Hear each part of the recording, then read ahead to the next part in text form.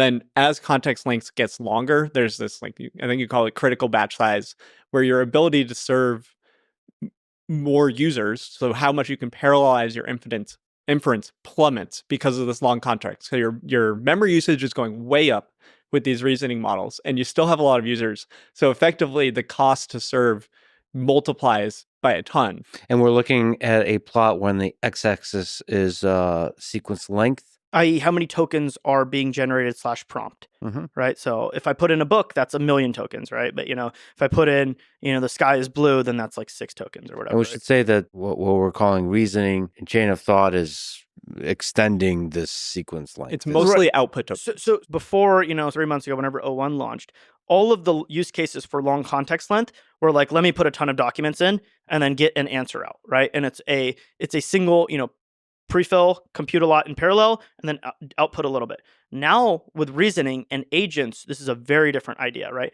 Now instead, I might only have like, hey, do this task, or I might have all these documents. But at the end of the day, the model is not just like producing a little bit, right? It's producing tons of information. This chain of thought tens of thousands just continues to go and go and go and go. And so the sequence length is effectively that if it's generated 10,000 tokens, it's 10,000 sequence length, right? Or and plus whatever you inputted in the prompt.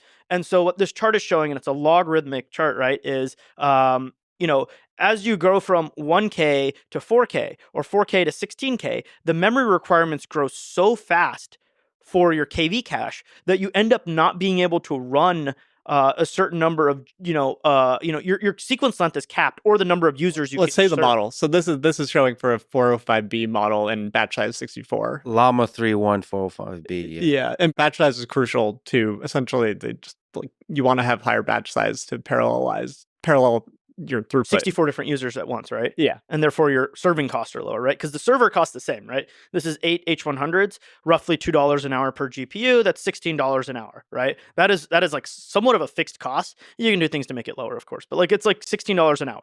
Now, how many users can you serve? How many tokens can you generate? And then you divide the two, and that's your cost, right? And so with reasoning models, this is where a lot of the complexity comes about, and why memory is so important. Because if you have limited amounts of memory, then you can't serve so many users. If you have limited amounts of memory, your serving speeds get lower, right? And so your costs get a lot worse. Because all of a sudden, if I was used to, hey, on this $16 an hour server, I'm serving Llama 405B, or if I'm serving, DeepSeek V3, and it's all chat style applications, i.e. we're just chit-chatting, the sequence lengths are 1,000, few thousand, right? When you use a language model, it's a few thousand context length most of the time. Sometimes you're dropping a big document, but then you process it, you get your answer, you throw it away, right? You move on to the next thing, right? Whereas with reasoning, I'm now generating tens of thousands of tokens in sequence, right? And so this memory, this KV cache has to stay resident, and you have to keep loading it. You have to keep it in memory constantly. And now this butts out other users, right? If there's now a reasoning task, right, and the model is capable of reasoning, then all of a sudden, that memory pressure means that I can't serve as many users simultaneously. Let's go into DeepSeek again. So we're in the post DeepSeek R1 time, I think. And there's two sides to this market, watching how hard it is to serve it. On one side, we're going to talk about DeepSeek themselves. They now have a chat app that got to number 1 on the App Store. Disclaimer, number 1 on the App Store is measured by velocity, so it's not necessarily saying that more people have the DeepSeek app than the ChatGPT app. Yep. But it is still remarkable. Claude has never hit the number 1 on the App Store, even though everyone in San Francisco is like, oh my God, you got to use Claude, don't use ChatGPT.